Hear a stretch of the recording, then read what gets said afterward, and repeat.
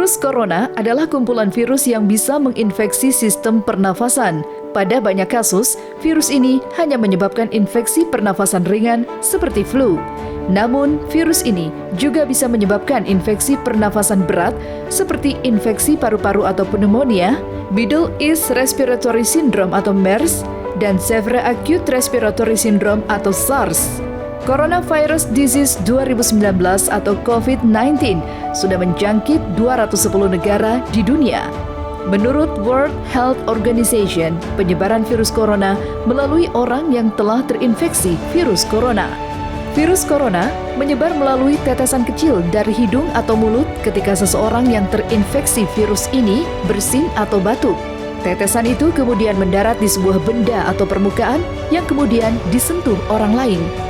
Virus corona juga bisa menyebar ketika tetesan kecil itu dihirup oleh seseorang ketika berdekatan dengan orang yang terinfeksi corona.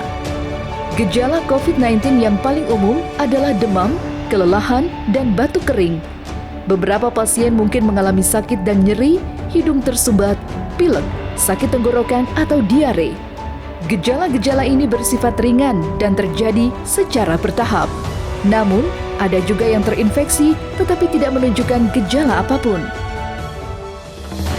Beberapa negara menerapkan sistem lockdown demi memutus penyebaran COVID-19, sementara pemerintah Indonesia tidak menerapkan sistem lockdown.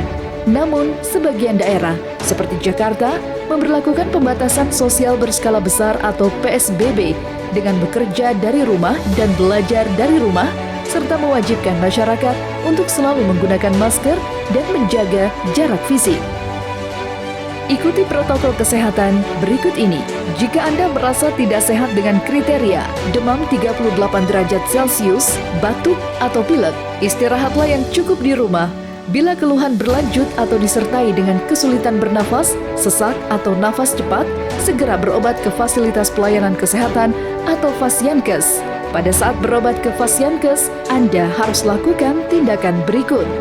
Gunakan masker dan ikuti etika batuk atau bersin yang benar dengan cara menutup mulut dan hidung dengan tisu atau siku bagian dalam lengan. Usahakan tidak menggunakan transportasi massal. Tenaga kesehatan atau nakes di Fasyankes akan melakukan screening suspek COVID-19. Jika memenuhi kriteria suspek COVID-19, maka Anda akan dirujuk ke salah satu rumah sakit atau RS rujukan yang siap untuk penanganan COVID-19. Jika tidak memenuhi kriteria suspek COVID-19, maka Anda akan dirawat inap atau rawat jalan tergantung diagnosa dan keputusan dokter Fasyankes. Jika Anda memenuhi kriteria suspek COVID-19, akan diantar ke rumah sakit rujukan menggunakan ambulan Fasyankes didampingi oleh nakes yang menggunakan alat pelindung diri atau APD.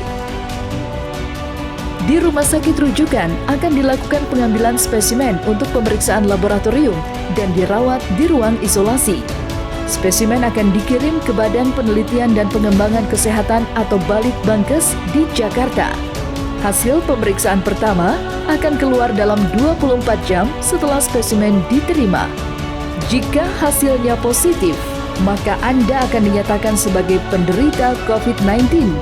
Sampel akan diambil setiap hari. Anda akan dikeluarkan dari ruang isolasi jika pemeriksaan sampel 2 kali berturut-turut hasilnya negatif. Jika hasilnya negatif, Anda akan dirawat sesuai dengan penyebab penyakit.